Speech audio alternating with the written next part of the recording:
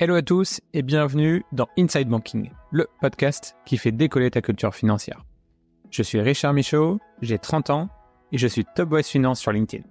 Dans Inside Banking, le podcast, je te partage ma passion pour le secteur financier et je donne la parole à des acteurs de la finance au parcours inspirant qui portent des valeurs fortes et vont t'apporter des éclairages sur les grands enjeux du secteur. Pour ne louper aucun épisode, abonne-toi sur tes plateformes d'écoute préférées. Si tu aimes le podcast, laisse-moi un avis 5 étoiles et partage cet épisode à au moins 3 de tes contacts. Sur ce, place à l'épisode du jour. Bonjour à tous et bonjour Florent, je suis ravi de te recevoir aujourd'hui dans Inside Banking, le podcast qui fait décoller ta culture financière. Je suis très content de te recevoir parce que je le disais un petit peu en off avant le début, on s'est croisés par post interposé sur LinkedIn, mais on n'avait jamais eu l'occasion d'échanger. Donc ça va être justement l'occasion aujourd'hui de le faire et d'apporter de la valeur aux auditeurs, j'en suis sûr. Alors Florent, tu es pas seulement créateur sur LinkedIn, tu es aussi avant tout conseiller en gestion de patrimoine, CGP. Tu as aussi une casquette de formation de conseiller en gestion de patrimoine, tu vas nous en parler. Et plus généralement, je trouve que tu as des positions qui sont intéressantes sur les réseaux sociaux, sur ces sujets d'investissement en finances personnelles. Alors pendant notre échange, on va parler de ton parcours, comment tu en es arrivé là, comment tu es arrivé à s'intéresser à ces sujets, de qu'est-ce que c'est un conseiller en gestion de patrimoine, parce qu'on en entend parler un petit peu partout, on en voit beaucoup. Il y a plusieurs types. C'est un métier qui parfois a une mauvaise image. On va mettre les pieds dans le plat. Tu vas nous donner des éclairages, ton avis là-dessus. On va aussi évoquer ta vision de l'investissement, que ce soit l'investissement en bourse, l'investissement obligataire, l'investissement immobilier. Enfin voilà, la palette finalement de produits sur lesquels tu peux accompagner tes clients au quotidien. Et comment, si des auditeurs s'intéressent à l'investissement et veulent se lancer, ils peuvent faire leur premier pas dans l'investissement. Si ce programme te convient, ce que je te propose tout de suite, c'est de te présenter aux auditeurs du podcast. Ok, super. Merci beaucoup, Richard. Merci d'avoir pris le temps de m'inviter à ton podcast. Ça me fait vraiment très plaisir. Je suis ravi de pouvoir partager un peu ma vision du métier. Donc moi, c'est Florent. Je travaille dans le domaine du conseil financier depuis une dizaine d'années aujourd'hui. Alors, schéma un peu classique. J'ai commencé en faisant une école de commerce, l'ESCA, à Angers. J'ai fait un master finance, plutôt entreprise en l'occurrence.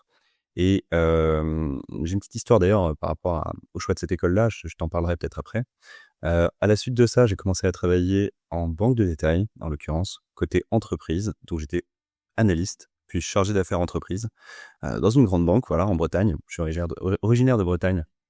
Et c'est pendant cette expérience-là en centre d'affaires que j'ai commencé à côtoyer autour de moi les banquiers privés. En fait du Crédit Agricole, hein, voilà, j'ai dit la banque. Les gars, super avenants, trop sympas, qui m'ont décrit leur métier, je pense, avec énormément de passion. Et en fait, ça a un peu résonné en moi. Et au moment de faire, on va dire, un petit peu, tu vois, les vœux de poste en banque, j'ai spontanément décidé de m'orienter vers la banque privée. J'avais aucune connaissance à ce moment-là de la domaine, on va dire, de la gestion privée. Par contre, des connaissances en gestion d'actifs. J'ai fait mon stage de fin d'études, tu vois, ça remonte, hein. J'ai fait mon stage de fin d'études chez Ports-en-Par Gestion, en l'occurrence à Nantes, donc société gestion d'actifs, small mid. C'est aussi une banque d'affaires en fait. Et ils ont aussi quelques sales traders là-bas. C'est vraiment une boîte, tu vois, financière comme il y en a peu en fait dans l'Ouest. Je me suis lancé dans la banque privée, c'est le Crédit Agricole qui m'a donné ma chance. Et tu vois, j'ai poursuivi dans ce domaine-là jusqu'à présent aujourd'hui. Aujourd'hui d'ailleurs, et je termine là-dessus, je suis donc à la tête de mon cabinet, pour l'instant je suis tout seul, qui s'appelle Alegacy. Je suis basé à Lille, j'ai des clients qui sont dans toute la France et un peu au-delà. Et effectivement, comme tu l'as dit et je te remercie, j'ai aussi une activité de formation où j'aide et je forme. En fait, j'ai cofondé une activité de formation avec Lucas où on accompagne des conseillers en gestion de patrimoine, des conseillers financiers dans leur développement digital et commercial. Il y a des vrais enjeux là-dessus. Je tease un petit peu, mais il y a des vrais enjeux que j'aimerais pouvoir discuter. Alors justement, tu as teasé aussi sur une anecdote dès le départ du podcast sur l'ESCA. Alors vas-y, raconte-nous. Ouais, exactement. Alors tu vois, l'ESCA, moi j'ai fait, comme tout le monde, comme beaucoup de monde, pardon, j'ai fait mon lycée, tu vois, de manière tout à fait standard. Quand tu peux le faire, on te dit, écoute, fais un bac S, pas de problème. Moi, j'avais envie de savoir vraiment si je devais faire S ou ES pour les anciens qui savent ce que c'est. Pour les plus jeunes, bon. Moi, je suis team ES, mais ça n'existe plus maintenant. Il n'y a plus de filière comme ça. On est des vieux. On est des vieux, clairement, on est des vieux. Et en fait, c'est ma tante, que je remercie vraiment beaucoup, qui m'a offert 2 livres de l'étudiant. C'était « Que faire après un bac ES? Que faire après un bac S ?» Et même si j'ai fait un bac S, j'avais lu ou trouvé plutôt dans le livre « Que faire après un bac ES ?» une petite brochure de l'ESCA en l'occurrence. C'était une pub en fait, hein, et je l'ai déchiré ce truc-là et je l'ai toujours aujourd'hui, figure-toi. Je me suis dit: «Putain, je vais faire l'ESCA» et j'ai fait l'ESCA, quoi. Par contre, j'ai fait un bac S. Personne n'est parfait. Exactement, qu'est-ce que tu veux? Très bien. Tu as commencé à évoquer tes débuts dans les professionnels en poste de chargé d'affaires entreprise. Tu as aussi parlé de banque privée. Qu'est-ce qui t'a amené à faire ce switch? Le chargé d'affaires, ça t'a pas plu? C'est vraiment la banque privée qui t'a intéressé? Qu'est-ce qui était le déclencheur pour toi? Je pense que, tu vois, je vais être honnête avec toi là-dessus. La banque de détail, le métier de chargé d'affaires, c'est juste un métier que je trouve excellent. Soyons honnêtes, je vais pas y aller par 4 chemins. C'est un métier que j'aime énormément. Tu peux le décrire un petit peu d'ailleurs pour les auditeurs qui ne connaîtraient pas? Ouais, carrément. Le métier de chargé d'affaires entreprise, c'est un métier où on est en contact directement avec ses clients, justement, les clients entreprises de la banque. Donc, au-delà d'un certain seuil de chiffre d'affaires qui est généralement autour de 5 à 7 millions d'euros et plus donc. Et on a donc des fonctions d'animation commerciale, d'aller proposer et d'aller entretenir une relation, on va dire, avec premier intérêt de financer justement les entreprises, mais aussi de pouvoir y proposer des services annexes, que ce soit, tu vois, de l'épargne salariale assez rarement, mais plutôt des moyens de paiement, des comptes de flux, etc. Donc, le métier principal, c'est réellement le financement, donc l'analyse du risque, le suivi de la relation et derrière la fourniture de services annexes, accessoires et qui sont potentiellement très importants et intéressants. Donc du coup, une clientèle tout à fait différente de la banque privée. Donc, qu'est-ce qui t'a fait switcher? Ouais. Et tu vois, en l'occurrence, le switch, il s'est fait, je pense, par vrai feeling avec les professionnels ils étaient bons, hein. Les banquiers privés qui étaient à côté, ils étaient situés, hop là, ils étaient situés juste à côté, réellement, physiquement. Et super contact avec eux. Quelque chose de très financier que j'avais pu explorer, tu vois, lors de mon stage de fin d'études en gestion d'actifs. Et pour le coup, en fait, ça me parlait carrément et je me suis dit que c'était vraiment l'occasion de tenter ça. Et je me suis pas trompé. Je me suis pas trompé. Je t'avoue que ça a été une décision difficile, de passer, on va dire, du côté entreprise vers le côté plus particulier, on va dire, donc banque privée. Et je pense que c'était un super move, tu vois, si je peux le dire comme ça. C'est passionnant en fait. La banque privée, c'est passionnant. On traite plus de manière froide avec les gens, tu vois, très corporate, etc. On est dans quelque chose de beaucoup plus, je dirais pas instinctif, mais réellement en proche avec son client.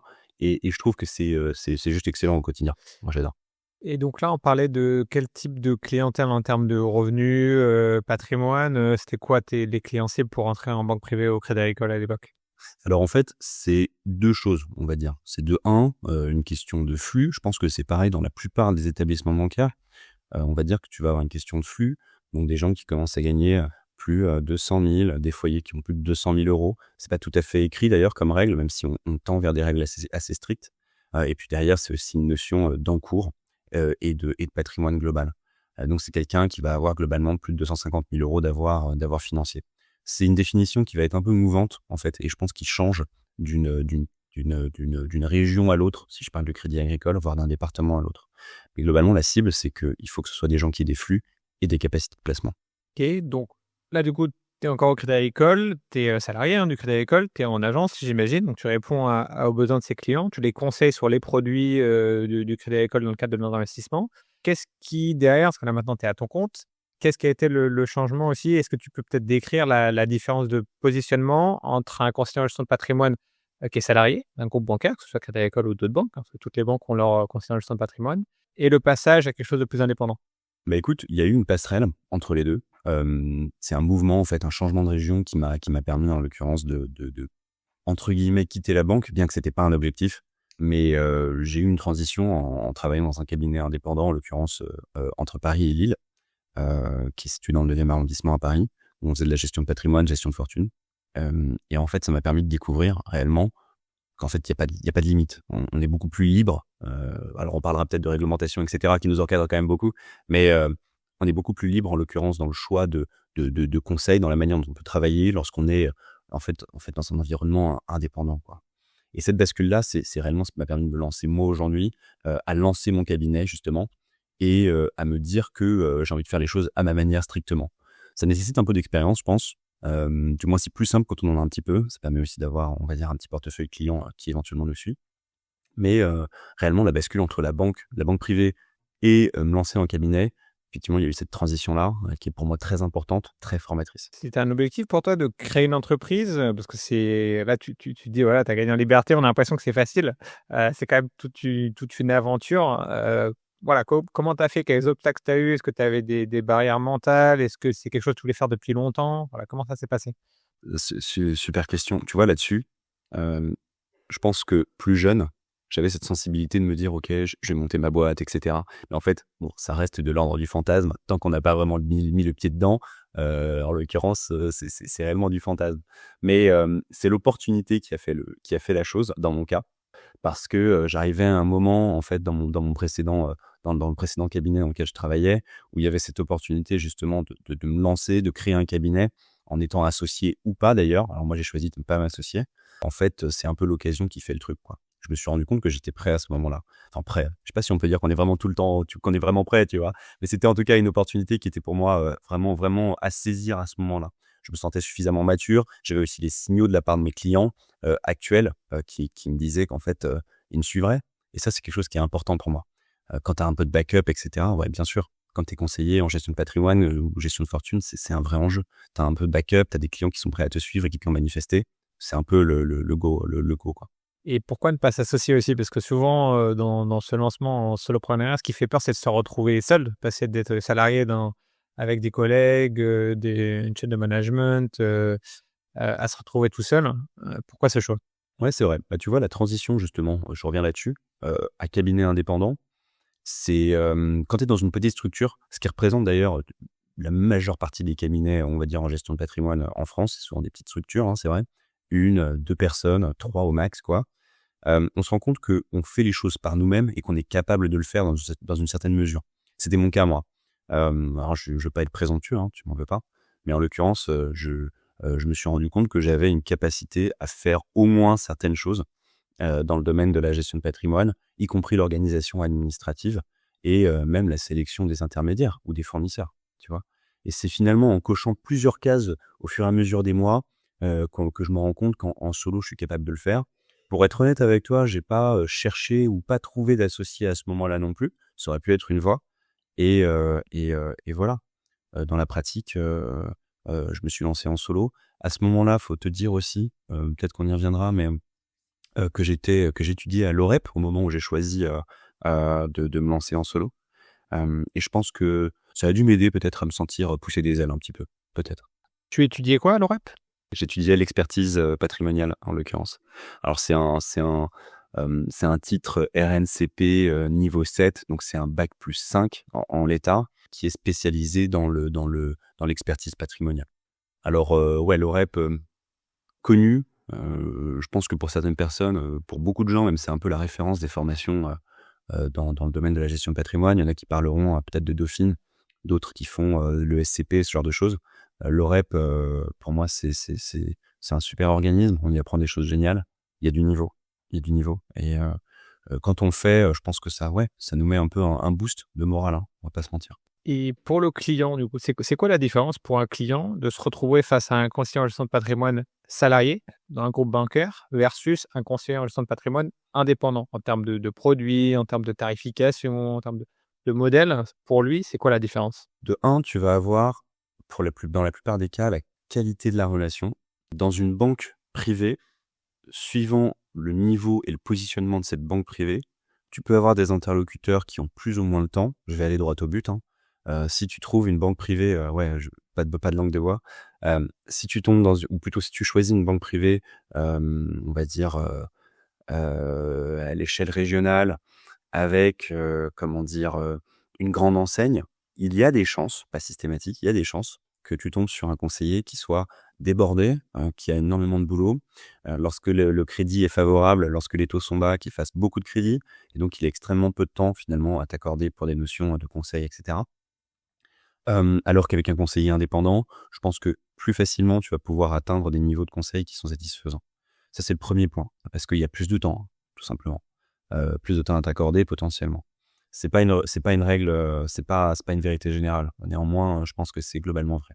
Le point numéro 2, c'est concernant l'étendue des solutions qu'il va pouvoir te proposer. Un banquier privé, même s'il travaille parfois en architecture dite ouverte, il a un cadre. Il a un cadre qui est assez certain. Tandis que le conseiller indépendant, et moi je le pratique comme ça, c'est comme ça que pour moi il faut le pratiquer d'ailleurs, on a la possibilité d'aller piocher dans des solutions nouvelles, parfois à la demande du client. T'as pas de produit maison. Il n'y a pas de produit maison. Tu as raison, il n'y a pas de produit maison. Et ça, c'est une grande différence pour moi. Maintenant, justement, si on rentre dans le détail de ce fameux métier de conseiller en gestion de patrimoine, CGP, déjà peut-être à qui il s'adresse? Est-ce que tout le monde a vocation à avoir un conseiller en gestion de patrimoine indépendant? En tout cas, parce que tu as dit qu'il y avait des seuils pour la banque privée, les grandes banques privées françaises. À qui ça s'adresse? Moi, tel que je le pratique, je vais commencer à bosser avec des gens dits à potentiel, c'est-à-dire, soyons très clairs, des gens qui ont la capacité d'épargner, les gens qui ont besoin aussi, par la force des choses, de conseils, que ce soit fiscal, c'est souvent une porte d'entrée d'ailleurs, le conseil fiscal, on va dire, d'optimisation. Il ne s'agit pas d'aller, on est d'accord, ouvrir des sociétés aux Bahamas, etc., évidemment, hein. Mais le conseil fiscal, c'est souvent une porte d'entrée, donc généralement, ça va déterminer si les gens ont besoin d'un conseiller ou pas. Après, derrière, il va y avoir la notion de placement, de manière générale, donc de capacité d'épargne. Et si on doit mettre un profil type, à mon sens, du client patrimonial, de celui qui a besoin d'un conseiller, globalement, ça va être quelqu'un qui va gagner un peu plus que ce dont il a besoin pour simplement vivre, et donc cette capacité de stocker là. Si je dois parler de moi, la manière dont je travaille et les gens avec qui je travaille, globalement, il va y avoir un vrai socle de personnes qui sont côté gestion de fortune, plus de 5 millions d'euros de patrimoine, on va dire. Ça peut être des avoirs financiers ou pas d'ailleurs. Et après, derrière, ça va être aussi des cadres. Je travaille beaucoup avec des cadres, notamment financiers. C'est sans doute, il doit y avoir un filon là-dedans. Donc des gens qui ont une capacité à stocker, à investir 10, 15, 20 000, 30 000 euros par an dans des produits de placement, et donc qui ont aussi besoin d'aide sur la fiscalité.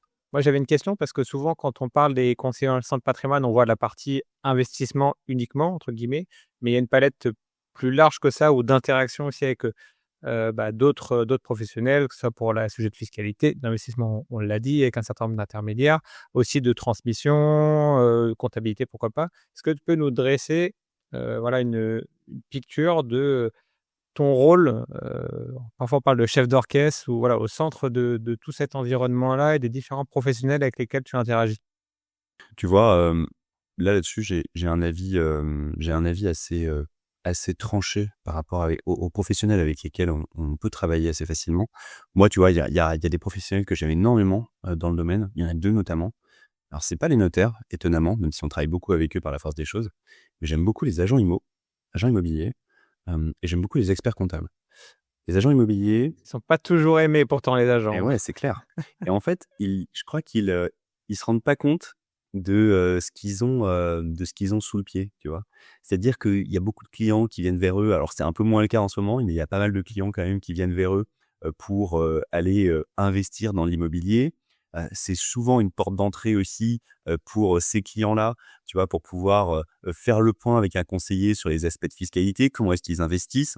OK, on a la réponse facile, ça peut être du LMNP. Peut-être qu'aujourd'hui, c'est un peu plus nuancé, même s'il y a encore de l'intérêt là-dessus. Il y a peut-être d'autres structures à mettre en place par rapport à ça. Et souvent, c'est des gens qui savent qu'ils veulent investir dans l'immobilier, mais qui en réalité ne savent pas comment est-ce qu'ils vont s'y prendre. Donc, l'agent immobilier, très très fort biais de recommandation, ou plutôt très très recommandant, moi, de mon côté. Je travaille beaucoup avec eux. Expert comptable, c'est juste énorme évidemment aussi, parce que eux, ils ont une source de clients qui sont aussi les miens, on va pas se mentir. Et les notaires, eux, bien sûr, on travaille beaucoup avec eux sur les aspects de donation, les actes divers qu'il peut y avoir. Il y en a un paquet, hein, on le sait. On est très recommandant là-dessus. Par contre, il y a moins de retours de leur côté. Donc, tu vois, dans toute la constellation, ou dans la petite constellation d'apporteurs d'affaires, parce qu'on peut parler de ça aussi, ou alors de partenaires avec lesquels je vais travailler, ouais, dans l'ordre, je mettrais agent immobilier, étonnamment, expert comptable, notaire, et puis après, plus ponctuellement, certains avocats, droit patrimoine, ou alors droit des affaires aussi, si on a des clients un peu entreprises. Et avec les agents immobiliers, c'est quelque chose de formalisé, ou c'est simplement des connaissances, un réseau que tu as bâti au fur et à mesure? Est-ce qu'ils ont un intérêt finalement à te ramener une opportunité? Carrément. C'est quelque chose que j'essaie d'industrialiser. T'as bien raison, industrialiser à l'échelle de mes mains. On va parler d'artisanat, tu vois, plutôt. Mais il y a vraiment une stratégie que je déploie par rapport à ça. Dans le sens où autour de, tu vois, moi je vis à Lille, je travaille à Lille. La plupart de mes clients sont entre Lille et Paris. Il y a des agents immobiliers, il y en a un paquet. J'essaie en fait, de les motiver à travailler avec moi, bien sûr, sous forme d'apport d'affaires, hein, soyons très clairs. Mais l'idée, c'est de les former. C'est peut-être un peu fort comme mot, mais de les sensibiliser au fait que leurs clients, un peu comme l'expert comptable, leurs clients, c'est aussi mes clients potentiels. Ils ont besoin de conseils, notamment pour pouvoir investir. En tant que conseiller en gestion de patrimoine, on peut être un argument additionnel pour finalement décrisper une vente, notamment quand il s'agit d'investissement, parce que là, il y a les notions de fiscalité, etc. qui arrivent. On est facilitateur sur ces choses-là. Et vice-versa, eux, et je vais pas trop m'étaler là-dessus, sauf si tu me le demandes, avec plaisir dans ce cas, mais lorsqu'un agent immobilier réalise une vente, par exemple, pour un particulier, il y a 500 000 €, imaginons, qui reviennent. Peut-être que la moitié sera réemployée à faire des donations, et là, du coup, on peut intervenir.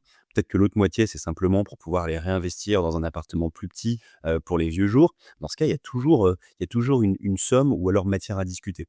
Moi, j'aime bien dire que une vente immobilière, une transaction immobilière, c'est un événement majeur de la vie financière de nos clients, ou lors des gens de manière générale, tout simplement. Et donc, on a un sens à intervenir dans ce domaine-là, je pense. Et à ce moment-là, nous, en tant que conseiller en gestion de patrimoine. Et tu vois, une fois que l'agent immobilier l'a compris, c'est vraiment un enjeu, ou plutôt c'est vraiment un bon apporteur d'affaires, c'est vraiment un vrai échange que je peux avoir avec eux. Là, Richard, je te dévoile un vrai sujet, c'est pas un secret, mais c'est une vraie astuce dans le développement commercial des CGP d'ailleurs, hein. Quelque chose que j'arrête pas de rabâcher aux gens que j'accompagne là-dessus avec CGP Next Gen. Très bien, bah, écoute, merci pour ce partage. Ça pourra inspirer certains s'ils souhaitent se lancer dans ce domaine. Si je me mets dans la place d'un client, comment je choisis un CGP? Quels critères peux avoir en tête pour faire mon choix? Parce qu'il y en a plein, on l'a dit. Donc comment ne pas me tromper dans le choix de cette personne très importante pour m'aider à gérer mon argent? Écoute, je dirais, la première chose, il faut que les gens comprennent que la première chose à vérifier, c'est l'adéquation qu'ils ont, eux, vis-à-vis du CGP. Je m'explique. Est-ce que le CGP est indépendant? Est-ce qu'il a les mains liées parce qu'il appartient à un groupement? C'est pas forcément problématique, mais en l'occurrence, ça peut avoir un effet sur le service qui sera rendu derrière. Et comment je peux le savoir ça en tant que client? Ouais, ça en l'occurrence, c'est compliqué de le savoir. Bien sûr, on va le demander au conseiller, savoir s'il est affilié à un réseau ou autre, mais il faut savoir qu'il y en a un paquet et qui a des qualités qui sont différentes d'un réseau à un autre. Et de là à tous les connaître, c'est super compliqué. Je pense qu'il y a pas un seul conseiller en gestion de patrimoine en France qui est en mesure de citer tous les noms de groupements et de réseaux, de conseillers, qui existent aujourd'hui. Donc c'est vrai que c'est une super question parce que ça va être compliqué pour un particulier de le savoir. Alors derrière, il va y avoir certains éléments assez importants quand même. Déjà de savoir si le conseiller, il a de l'expérience. Ça, c'est un vrai sujet, mine de rien. Il y a des conseillers qui en ont pas, qui sont excellents, mais on va dire que la tendance, elle est peut-être un peu plus faible là-dessus. Donc, je dirais l'adéquation avec le conseiller pour résumer en numéro 1. Donc, effectivement, qu'il soit affilié à un réseau, qu'il ait de l'expérience, qu'on ait un bon feeling aussi avec lui. Ça, c'est clair. Je mettrais dans une deuxième partie, sans doute, en fait, la capacité du conseiller à nous fournir des solutions intéressantes pour nous. Donc là, encore une fois, compliqué pour le client, hein. Donc le résumé, c'est que c'est globalement compliqué pour un client, à mon sens. Mais qu'il soit en mesure de proposer quelque chose qui soit intéressant pour soi. Est-ce que c'est intéressant aujourd'hui, quand on a 18 ans, d'aller investir, ou 20 ans, d'aller investir, comment dire? En PER ultra pépère, avec un horizon très, très long et comment dire? Des mandats de gestion très peu dynamiques? Peut-être pas. Mais est-ce que le conseiller en gestion de patrimoine a autre chose à conseiller à ce moment-là ou proposer? C'est même pas forcément sûr. Et ça, en fait, on s'en rend compte en se confrontant à ça. Donc, je pense que globalement, c'est compliqué pour un client de trouver un conseiller qui soit de qualité. Il va falloir se le faire recommander probablement. La recommandation, ça reste le mieux dans beaucoup de domaines, hein. Voilà, tu vois? Ça, c'est un peu mon avis, hein. Je suis désolé, je suis un peu défaitiste. Il y a plein de bons conseillers, il y en a vraiment un paquet, de super conseillers, on en est entouré. Mais dans le lot, il y en a qui sont moins bons et malheureusement, on s'en rend compte souvent trop tard. Il faut poser les bonnes questions. Il faut poser les bonnes questions et il faut y passer du temps. On a commencé à évoquer un peu le volet réglementaire aussi. Est-ce que tu peux nous dire ce qu'il en est? Parce qu'on parle beaucoup de réglementation, pour les banques en général. Il faut savoir aussi que le métier de conseiller en gestion de patrimoine est très réglementé. Toi concrètement, si on prend un dossier client, disons le dossier de Richard Michaud, alors je précise que je suis pas ton client, mais prenons le dossier de Richard. Qu'est-ce que tu vas devoir faire réglementairement parlant pour gérer mon dossier? Écoute, réglementairement parlant, bon, déjà, il y a une idée à avoir en tête, il y a quelque chose qu'il faut que tout le monde ait en tête. On n'arrête pas de le répéter aux nouveaux clients parce qu'ils sont pas forcément habitués à ça, mais on doit tout documenter. On doit tout documenter avec une approche concentrée aussi sur le risque. C'est-à-dire s'assurer que le client ait une bonne compréhension du risque, des risques éventuels, et il y en a souvent beaucoup d'ailleurs des risques qu'ils prennent à travers la notion d'investissement. Quand on est sur des notions de conseil, en l'occurrence, on va plutôt, et uniquement de conseil, on va être aussi beaucoup sur la connaissance client. Donc Richard, qui est mon nouveau prospect, qui vient de me dire OK pour devenir client, qu'est-ce qu'on fait en l'occurrence? On va remplir déjà premièrement toute une connaissance client. Je vais lui poser plein de questions. Je vais te poser plein de questions sur ton patrimoine, ton organisation patrimoniale, ce que tu gagnes, aussi ton profil de risque. Donc, est-ce que tu es prêt à miser, comment dire, ta tranquillité en étant très très dynamique, quitte à perdre tout ce que tu as, ou alors peut-être même plus que ce que tu as. Ça va être un autre volet.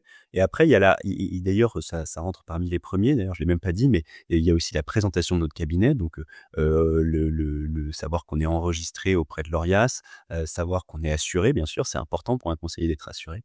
Donc là, je vais pas te faire toute la liste, mais globalement, il faut tout présenter par rapport à ça. Et lors de l'acte de l'investissement, avant l'investissement d'ailleurs, on va te présenter la totalité des risques, des coûts de cet investissement-là, les avantages aussi de cet investissement, c'est important, et les caractéristiques détaillées. Et tout ça mis bout à bout, en fait, ça peut représenter des heures de boulot pour un conseiller en gestion de patrimoine. Et c'est souvent des grandes et longues discussions avec les clients aussi, de sorte à ce qu'ils puissent comprendre de quoi on parle. Je pense que le métier, il n'a jamais été aussi transparent qu'aujourd'hui, soyons clairs. Et c'est au prix de contraintes qui sont très importantes, mais au profit du client, j'en suis persuadé. J'en suis persuadé. Bon, t'es un spécialiste aussi, mais... Ouais, je connais un petit peu la réglementation bancaire, effectivement. Et justement, je fais la transition avec l'image qu'on peut avoir parfois d'un conseiller. Donc là, tu nous as présenté un certain nombre de choses. Tu nous expliques qu'il y a une réglementation, et je suis d'accord avec ce que tu as dit, qui encadre tout ça, notamment pour s'assurer de l'adéquation entre le profil, les besoins du client et les solutions qu'on peut lui proposer. D'après toi, malgré tout cela, qu'est-ce qui fait que parfois, il y a des critiques ou une mauvaise image de conseiller en gestion de patrimoine? La première chose, c'est qu'il y a un passé. Il y a un passé que j'ai pas forcément beaucoup connu d'ailleurs, durant lequel la transparence, elle n'existait pas. On signait des documents de souscription d'investissement, par exemple, sur un coin de table.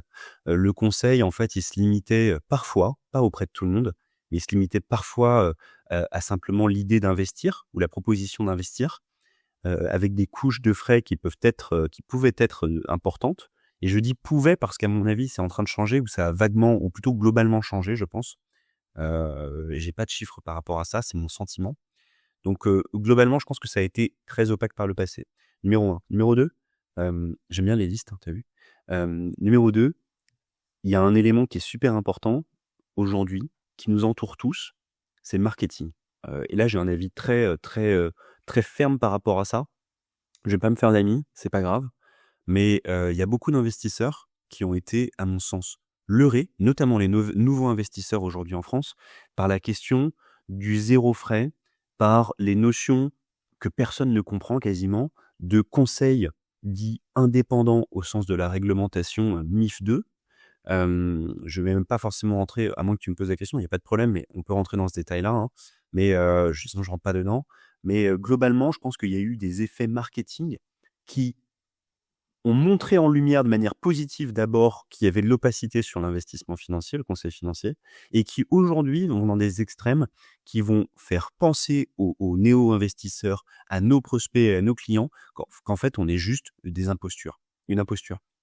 Je pense que c'est radicalement pas le cas. Les frais, il faut les minorer, c'est normal. Qu'il y en ait pour rémunérer un conseiller, c'est normal. Et la politique du zéro frais à tout prix, ça veut dire politique du zéro conseil. Très bien, ça va faire la transition par rapport à notre prochain thème qui va être, justement ta vision, ton approche, de l'investissement. Juste avant ça, on va passer à la section Speed Question. Alors, la Speed Question, c'est des questions courtes qui appellent une réponse courte. Oui ou non, pardon, ou une réponse courte. Est-ce que tu es prêt? Oui. C'est parti. Première question. Avoir un conseiller en gestion de patrimoine, est-ce que c'est un truc uniquement pour les riches? Non. L'assurance vie, est-ce que c'est encore un bon placement en 2025? Oui. Est-ce que les SCPI sont massivement survalorisés? Oh la vache. Oui. Ouais. Team gestion passive ou team gestion active? Bah, tu me pièges. Allez, team gestion passive. Compte titre ou PEA? PEA. Les investissements immobiliers défiscalisants, est-ce que c'est une bonne idée?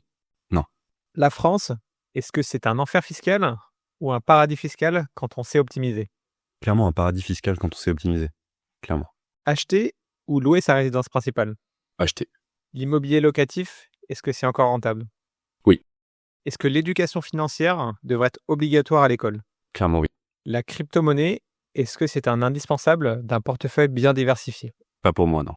Je te remercie d'avoir joué le jeu. Tu as pris position à chaque fois. Tu n'as pas pris de joker. Donc, merci pour ça. J'aurais dû, je te le jure. On va commencer à évoquer un petit peu ton approche, peut-être tes produits favoris, en tout cas la manière dont tu conçois, tu accompagnes les clients. Peut-être on peut introduire ça en rebondissant sur un certain nombre de questions que je t'ai posées. Sur l'investissement défiscalisant, par exemple, tu as dit non. Pourquoi, d'après toi, c'est pas intéressant? Je pense que majoritairement, dans la plupart des cas, et si on regarde aussi le présent et le passé par rapport à ça, il y a beaucoup de gens qui se sont retrouvés piégés. Dans le sens où on achetait une défiscalisation plutôt qu'on achetait un bien, en l'occurrence, dans l'immobilier. Et c'est la mauvaise approche, on nous l'a démontré, avec des gens qui se retrouvent aujourd'hui en fin de parcours de défiscalisation, à l'issue de 6, 9, 12 ans, et qui, en l'occurrence, se retrouvent à vendre à perte. Et qui, en net, je pense que si on calculait un TRI, se retrouverait avec un TRI nul, ou alors extrêmement faible. Donc l'intérêt, il a été assez nul, peut-être un peu de levier éventuellement, mais globalement, ça s'arrête là. Sans compter ceux qui ont fait des paumes. Voilà. On n'achète pas une défiscalisation, je pense qu'on achète un investissement avant tout. On dit souvent, effectivement, c'est quand le driver premier de l'investissement est la fiscalité, c'est pas forcément une bonne idée. Très bien. Sur les cryptos, alors, tu as dit non. Alors, c'est d'autant plus intéressant qu'on en parle beaucoup. Moi, j'ai fait un épisode des mi-mai, justement, sur les cryptos, le premier du podcast, avec un spécialiste du sujet. Pourquoi, d'après toi, ça n'a pas sa place dans un portefeuille bien diversifié? Je pense qu'il faut être en mesure d'accepter d'exclure cette classe d'actifs dans certains cas. Le cas central où on va l'exclure, c'est auprès d'un investisseur qui radicalement ne comprend pas de quoi on parle, ou alors qui n'a pas de conviction forte là-dessus. Je pense que majoritairement, on est sur l'investissement à visée spéculative. On en fait beaucoup. De la spéculation, on en fait beaucoup dans le placement, c'est vrai. Celui-ci, avec une volatilité plus forte, il faut être en mesure de l'apprécier. Et je pense qu'une écrasante majorité d'investisseurs sont pas prêts à assumer la volatilité de cette classe d'actifs, même dans le cadre d'une allocation bien diversifiée. Donc, je les conseillerais plutôt d'aller sur autre chose, s'ils n'ont pas une conviction à minima notable pour cette classe d'actifs-là. Pour se forger une conviction, ils peuvent écouter du coup l'épisode 10 du podcast s'ils le souhaitent, où on a fait justement de la pédagogie pour expliquer ce que c'est la crypto-monnaie, le bitcoin, la philosophie derrière, que c'était pas aussi pour tout le monde, qu'il y avait des risques importants, qu'il y avait de la volatilité, comme tu viens de le dire. Et donc ça pouvait être intéressant d'un point de vue investissement, mais il y a des risques, il faut bien les regarder, il faut comme sur beaucoup de sujets, creuser et se faire sa propre conviction en fait avant d'y aller, éventuellement. Dernier point des speed questions sur lequel je veux absolument rebondir, c'est la France, c'est un paradis fiscal. Parce que là, on enregistre mi-mai. Moi, personnellement, comme beaucoup de Français, je suis en train de faire ma déclaration d'impôt et je suis un peu traumatisé. Pourquoi tu nous dis que la France peut être un paradis fiscal? Alors, qu'on s'entende. Malheureusement, c'est pas pour tout le monde. C'est pas pour tout le monde. Va falloir atteindre certaines sphères. Je te confirme, c'est pas pour moi. Ouais, bah pour moi non plus. Pas pour l'instant, tu vois, je te le souhaite. Hein. Globalement, on a une fiscalité qui est importante. Bon, je pense que, je vais pas parler de politique, hein. Il faut mettre en relief aussi la qualité des services publics qu'on a en face, qu'on peut discuter, effectivement, mais qui sont présents aujourd'hui. Donc la fiscalité, elle englobe ça, on est d'accord. Hein. Je pose cette base-là évidente.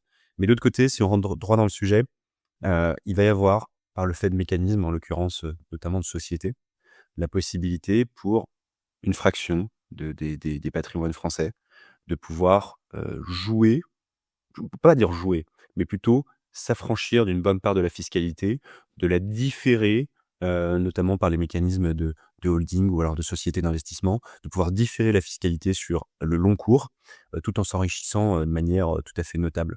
Ce qui rend les choses finalement tout à fait intéressantes et si on n'emploie pas le mot de paradis fiscal, on va pouvoir en tout cas employer des termes de fiscalité vraiment faible, voire très avantageuse dans certains cas et dans certains montages.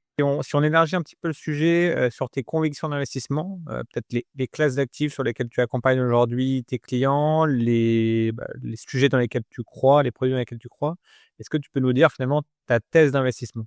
Point super important, et je le répète parce que je crois qu'on n'insiste pas assez là-dessus, c'est une conviction à moi.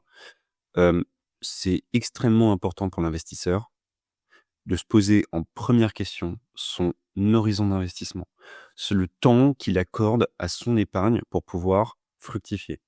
On va pas du tout avoir la même stratégie d'investissement pour quelqu'un qui a 3 ans devant lui avant d'acheter sa résidence principale, vis-à-vis de quelqu'un qui n'a pas de projet précis et qui a pour seul objectif de valoriser son capital et son patrimoine. Donc, ça va différer largement là-dessus.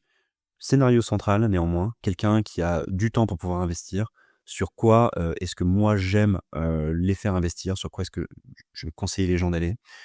Aujourd'hui, on a les derniers reliquats, sans doute, de taux relativement élevés, taux directeurs relativement, je veux dire relativement élevés par rapport à ce qu'on a vécu ces dernières années.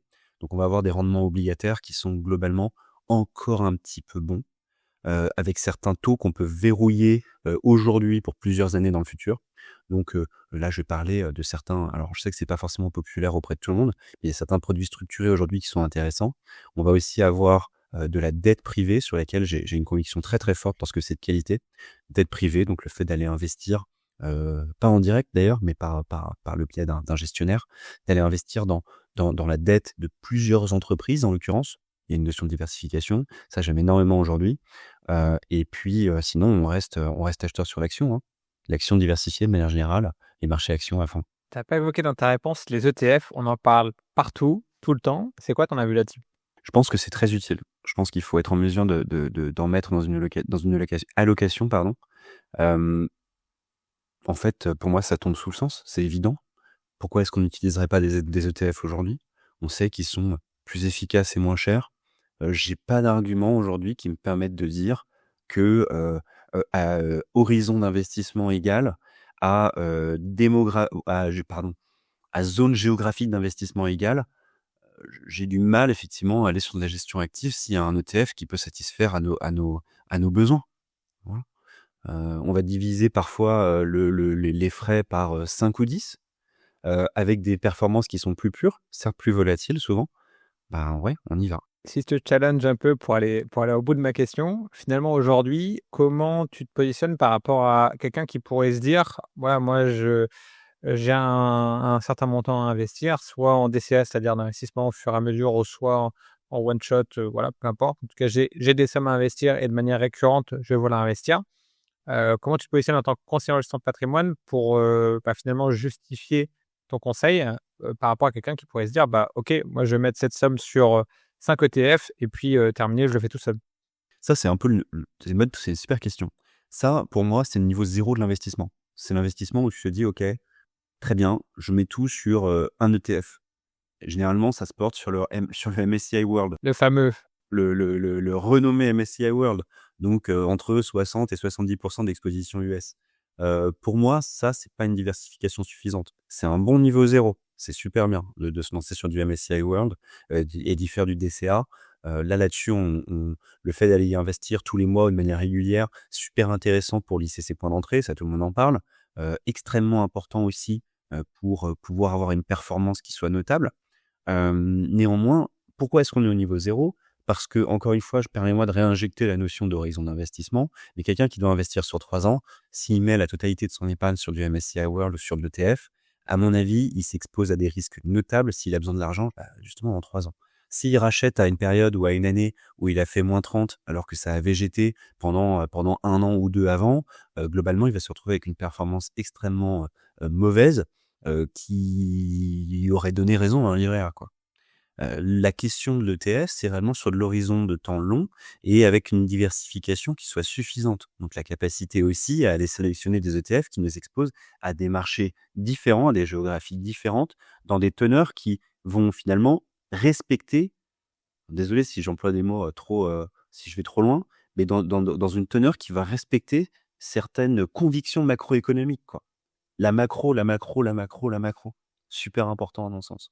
Et ça, ces ajustements-là, à moins d'être particulièrement bien renseigné ou alors de faire une confiance aveugle à quelques CGP ou influenceurs, finance, eh ben, il faut avoir la finesse de pouvoir le faire. Voilà. Et je crois pas, notamment parmi les jeunes néo-investisseurs aujourd'hui, je crois pas qu'il y en ait aucun qui ait la volonté de pouvoir acquérir de l'immobilier demain ou alors d'avoir des projets qui impliquent des finances un peu conséquentes. Et donc, réfléchissez à, si vous avez réellement, besoin ou si c'est nécessaire d'aller investir en 100 ETF, 100 dynamique, alors que vous avez un horizon de placement qui est court ou moyen terme. Il faut réfléchir à ces choses-là et c'est là qu'on va intervenir aussi. Sans compter, et permets-moi, Richard, et j'arrête là, mais sans compter bien sûr toute, l'ingénierie, toutes les astuces qu'on va pouvoir aussi mettre en place avec les différentes enveloppes, qu'elles soient fiscales ou non, assurance vie, PEA, le compte titre, l'approche patrimoniale, la planification à long terme. Ça, c'est aussi notre qualité aujourd'hui et en tout seul, c'est pas faisable, je crois. Alors justement, tu parles d'enveloppe. Si on se met dans la peau d'un auditeur qui nous écoute, qui se forme, voilà, qui est intéressé par ces sujets, qui potentiellement débute vie active, en tout cas qui a pas, voilà, des montants très importants pour l'instant à investir, mais qui veut essayer de le faire chaque mois et qui, potentiellement peut avoir une progression et le faire au fil de l'eau de manière de plus en plus importante. Quelles étapes, quelles enveloppes ou voilà, tu lui conseillerais de faire? Quelles actions tu lui conseillerais de mettre en place pour commencer? Pour commencer, à mon sens, il y a 3 enveloppes qu'il va falloir ouvrir. Tu vas ouvrir un livret A, un livret, peu importe lequel. Idéalement, livret A, c'est bien, d'un point de vue fiscal, et cetera. Bon bref, livret A, numéro 1. Numéro 2, il va falloir ouvrir un contrat d'assurance vie, sérieux si possible, pas trop de frais si c'est possible aussi. Idéalement, pas de frais d'entrée ou faibles frais d'entrée. Ce que j'appelle faibles frais d'entrée, notamment pour les versements récurrents, c'est moins de 2 voilà, soyons très clairs. Hem, Pourquoi? Parce que là, tu as ton argent qui est disponible à tout moment. Il y a pas de question de 8 ans de blocage. Argent disponible à tout moment. 3e enveloppe, la dernière pour moi à ouvrir. No brainer, on le fait sans se poser de questions. Le plan épargne en action, le PEA. Là, à partir de là, il faut l'ouvrir dès que c'est possible. J'ai envie de dire, dès ses 18 ans, on l'ouvre, de sorte à pouvoir démarrer son antériorité. Un PEA qui a moins de 5 ans, si on effectue un rachat, on le clôture. Donc, il faut l'ouvrir le plus vite possible. Gardez en tête que l'argent est bloqué, entre guillemets, durant 5 ans. Toujours la possibilité de le débloquer et de casser le PEA si on a besoin de l'argent. Néanmoins, c'est ces 3 enveloppes-là qu'il va falloir y aller. Il va falloir y aller sans se poser de questions. Super, merci pour ça. Un autre sujet, alors pour le coup, qui est pas pour les néo-investisseurs, mais plutôt pour les gens un petit peu fortunés, l'assurance vie luxembourgeoise. On en parle, j'en entends parler beaucoup. Est-ce que tu peux peut-être nous expliquer ce dont il s'agit? Pourquoi on en parle autant? En plus, ça a une connotation un petit peu fiscale, hein, quand même. Et puis, quel est ton avis là-dessus? C'est vrai qu'on peut croire qu'il y a une connotation fiscale forte par rapport à ça, mais pour un résident fiscal français qui ouvrirait un contrat d'assurance vie luxembourgeois, bah, en fait, ça change rien. Ça va être, globalement, c'est les règles, de l'assurance vie, française qui vont s'appliquer. Donc, la même fiscalité, les mêmes contraintes globalement à quelques-unes près. Mais pourquoi est-ce que c'est important aujourd'hui, pour les gens d'aller investir en Luxembourg? Parce que ça va offrir, une sécurité, en fait, de ses avoirs qui est différente de ce que la France apporte.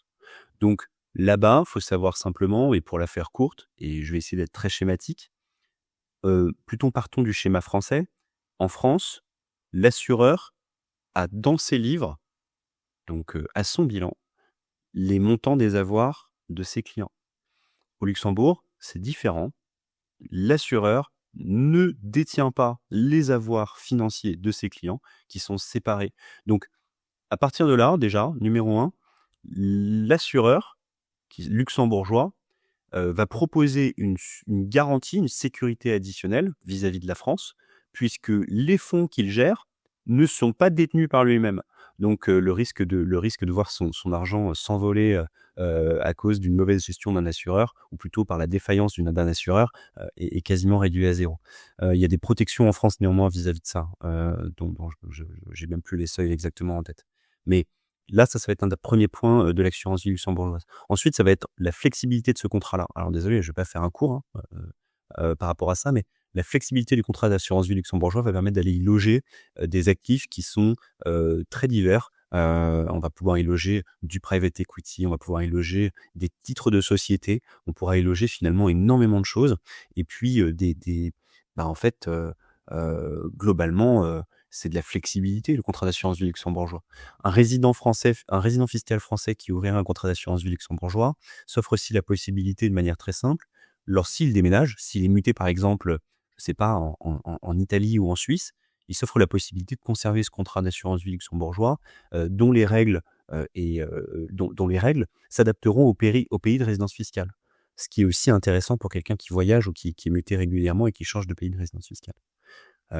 L'assurance vie luxembourgeoise, globalement, c'est la sécurité, c'est la flexibilité. C'est pas pour tout le monde, par contre, me semble-t-il, il y a des seuils d'entrée en quelques centaines de milliers d'euros. C'est clair. On ne trouvera pas de contrat d'assurance vie luxembourgeois, ou alors dites-le moi, à moins de 125 000 euros de seuil d'accès. Et en plus de ça, c'est graduel. Dommage. Mais bientôt, Richard. Super, c'est sympa en tout cas. Une autre question, est-ce qu'il y a un mythe sur l'investissement ou quelque chose que tu entends très souvent, que tu souhaiterais déconstruire? Alors, un mythe que j'aimerais déconstruire sur la gestion de patrimoine, il y a un sujet, moi, qui m'irrite un tout petit peu, pas de mentir, c'est justement les gens, alors je me couvre moi, évidemment, de dire qu'on peut à tout prix et qu'on doit faire sans conseiller en gestion de patrimoine. Je mets les pieds dans le plat.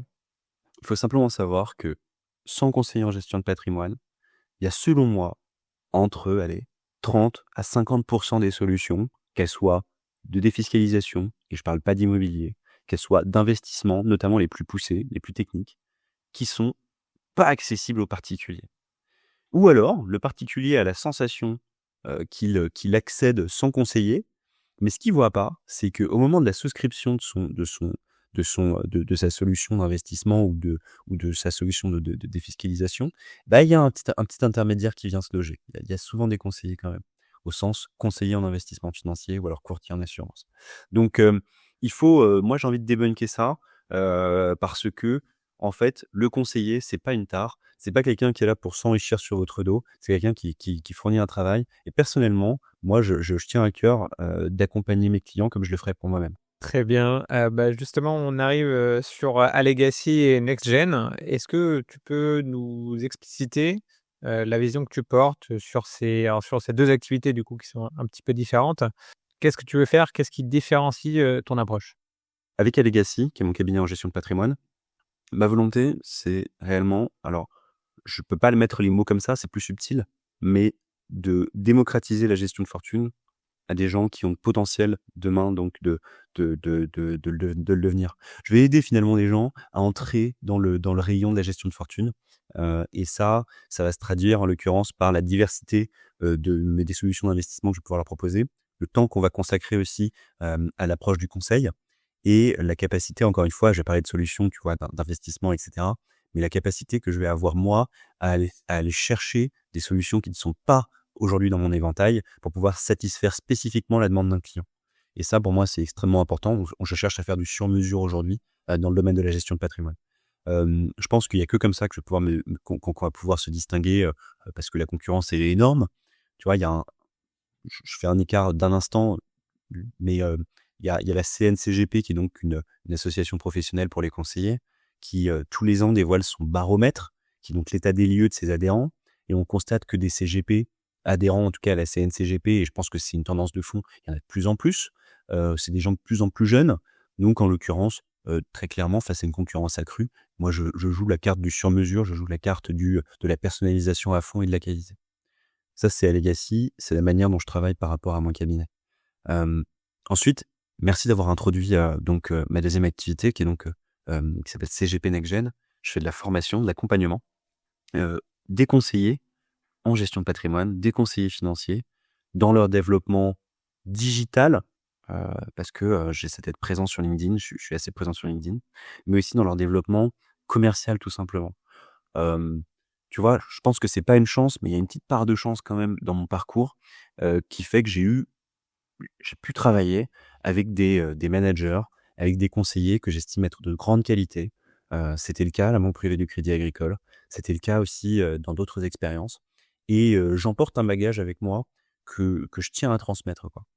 Et j'ai échangé justement, il y a 1 an de ça, avec, quelqu'un qui travaille dans une des chambres, je dirais pas le nom, une des chambres, slash association de conseillers en gestion de patrimoine et je lui partageais ma volonté justement d'aider, les conseillers ou alors d'apporter un peu de mon humble expérience à des conseillers dans des notions donc, de communication et cette personne dans l'association disait qu'en fait, il fallait à tout prix que je le lance. Moi, j'étais déjà lancé dans les procédures pour pouvoir créer mon cabinet et elle me dit: «Mais en fait, il faut le faire».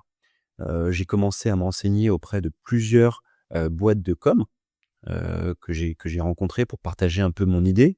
J'ai été super bien accueilli et quelqu'un m'a dit: «En fait, il faut que tu fasses un accompagnement.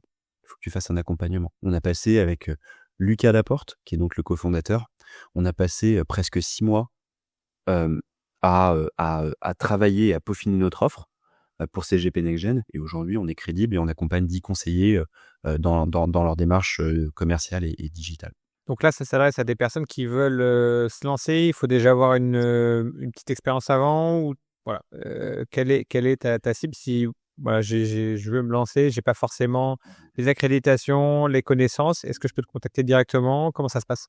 On a vocation, en l'occurrence, à plutôt accompagner des conseillers qui sont déjà lancés, donc qui ont leurs accréditations, qui ont leurs agréments et qui sont en phase de début d'activité ou alors qui sont plus avancés, qui ont 2, 3 ans d'activité et qui souhaitent mettre un coup de boost, dans leur développement commercial et digital. On est dispo auprès des conseillers pour pouvoir, répondre à leurs questions, les aiguiller et agir auprès de certains comme, des directeurs commerciaux externalisés. On n'a pas parlé de LinkedIn, je fais le lien avec tes activités parce que tu es très présent sur LinkedIn. Pourquoi tu crées du contenu sur LinkedIn? Pourquoi tu partages beaucoup de choses? Et d'ailleurs, je recommande à tous les auditeurs qui ne te suivent pas de le faire. Si les thématiques qu'on a abordées dans cet épisode, résonnent en eux, tu postes, du contenu très intéressant. C'est quoi ta stratégie derrière tout ça? Ma stratégie, déjà, j'ai envie de communiquer, j'ai envie de parler aux gens, j'ai envie, alors le mec, je suis pas mégalo, mais en réalité, c'est je mets de l'intérêt et un peu de passion dans l'idée de transmettre, ce que je sais, d'en vulgariser, certains éléments financiers et aussi, ben, parler de ma voix, quoi, tu vois? Dire, simplement ce que je pense par rapport à notre environnement, chose que tu me permets de faire aussi aujourd'hui, Richard, je te remercie beaucoup, heu et ça, pour moi, c'est important. L'autre volet, ben, je vais pas te mentir, c'est aussi un volet de développement. Très clairement, aujourd'hui, il y a une fraction notable qui est, sans doute de l'ordre de, peut-être pas des 2 tiers, mais il y a une fraction vraiment importante de mes clients qui, sont venus, en direct ou de manière indirecte des communications que je fais grâce au réseau. Aujourd'hui, ça a pris du temps de le faire. Ça fait 1 an que je suis sur LinkedIn globalement. Mais aujourd'hui, je peux le dire, ouais et je pensais pas le dire un jour, c'est un truc de fou, mais je gagne ma vie en grande partie grâce à LinkedIn, quoi. Voilà. C'est un vrai outil, d'acquisition pour moi. Donc ça marche les réseaux sociaux? Écoute, pour moi, ça marche. Je sais pas combien de temps, je touche du bois, vraiment, je touche du bois, mais pour l'instant, ça marche. On arrive sur la fin de notre échange, Florent. Ce que je te propose, c'est que je vais te poser 3 questions que je pose à tous mes invités. Alors c'est parti. La première, est-ce que tu peux me recommander un livre qui t'a inspiré sur la finance? Alors, faut que tu te saches, je suis fan absolu de Guy de Maupassant. Maupassant, j'adore. Je m'y attendais pas là. Tu vois? Ouais, je te jure. Dans ces romans, tu as, souvent un peu la quête, de la richesse, la quête de l'amour et cetera et il y a un livre qui traduit super bien ça, c'est Bel Ami, en l'occurrence, qui est quelqu'un, on rentre dans le rôle de quelqu'un de très opportuniste qui, veut devenir riche à tout prix. C'est quelqu'un qui fait des coups, en fait. C'est quelqu'un qui fait des coups dans sa vie et c'est exactement l'opposé de ce que je fais au quotidien, avec mes clients. Parce qu'en fait, on fait pas des coups en investissement et pour autant, ce livre-là, je le trouve vraiment, vraiment excellent et sincèrement, prenez du temps à le lire. Moi, je le conseille à fond. Tout Maupassant, je conseille à fond. C'est vraiment excellent et ça stimule quelque chose en soi. Alors j'ai déjà lu du Guy de Maupassant, mais ça remonte un peu pour être honnête avec toi, mais celui-là, je l'ai pas dans ma bibliothèque, donc je vais l'acheter. Voilà. Ah bah ouais, non mais franchement, tu passeras un bon J'achète moment. quasiment tous les livres qu'on me recommande dans ce podcast. Ça permet d'alimenter ma bibliothèque. Ah bah trop cool, bah tu vois. Deuxième question. Si tu pouvais revenir en arrière, prendre du recul de 10 ans, 15 ans, quel conseil tu donnerais à Florent? Ben moi je dirais, je pense, je suis pas le seul, j'ai entendu, d'autres de tes invités le dire, mais je dirais, fonce quoi, fonce. Faut se faire confiance et il faut avoir, la capacité à pour se faire confiance justement à être honnête avec soi-même et je dirais fonce. Je pense que, ce que je le fais aujourd'hui, j'aurais pu le faire avant, mais on se fixe des barrières donc faut y aller, faut y aller. Se lancer. Très bien. Et la dernière question, est-ce que tu peux me recommander un expert de la finance que je devrais absolument inviter dans le podcast? Ouais, en quelques mots, il s'appelle Sébastien Sicot. C'est un gérant obligataire, il a eu sa société de gestion par le passé. Alors il est à Nantes, aux dernières nouvelles et c'est quelqu'un qui m'a, introduit à la finance, réellement et de la manière la plus noble qui soit, gérant obligataire, le matin, réunion de gestion. C'est quelqu'un qui racontait des histoires et sincèrement j'étais déjà piqué par les sujets financiers, mais c'est quelqu'un qui m'a passionné et c'est suffisamment remarquable pour le citer et sincèrement, je pense qu'il s'attendrait pas du tout à ce que je cite son nom, mais Sébastien, si tu entends, franchement, tu as éveillé un truc en moi. Bon, tu pourras lui envoyer d'épisodes et puis s'il raconte des belles histoires, apparemment c'est un bon client pour un podcast. Exactement, non, je te jure, excellent. Et puis j'ai jamais invité de gérant obligataire pour l'instant. Pourquoi pas? Ah, Merci pour ces recos, Florent. On arrive sur la fin de notre discussion. Est-ce qu'il y a un dernier message ou un sujet qu'on n'a pas évoqué et que tu voudrais passer aux auditeurs? je voudrais très simplement dire aux gens, et à tous les auditeurs qu'il faut rester éveillé, il faut se poser des questions, il faut vraiment, pas prendre pour argent comptant ce qu'on nous dit. Quand il y a des tendances de fond, c'est qu'il y a peut-être des intérêts, donc restez éveillés. Parfait. Et bien, quand on va terminer sur ça, je te remercie beaucoup, Florent. Merci à tous pour votre écoute et je vous dis à très bientôt. Salut! Merci Richard, salut. Merci de m'avoir écouté jusqu'au bout. Si tu es arrivé jusque-là, c'est que tu fais partie de mes plus fidèles auditeurs. Alors je te dis un grand merci. Avant de partir, je te donne 2 to-do. D'abord, si tu as aimé cet épisode, laisse-moi un avis 5 étoiles sur ton application de podcast préférée. Ça m'aide vraiment à faire grandir le podcast et à te proposer un contenu toujours plus qualitatif. Ensuite, partage cet épisode à au moins 3 personnes de ton entourage qui sont intéressées par le monde de la finance ou qui ont besoin de s'y intéresser pour mieux comprendre le monde qui les entoure. Pour me contacter et accéder à encore plus de contenu, tu peux me retrouver sur LinkedIn. Je publie chaque semaine 2 posts qui décryptent l'actualité financière. Tu peux aussi t'abonner gratuitement à ma newsletter mensuelle publiée sur Kessel Media. Je te dis à bientôt pour un prochain épisode.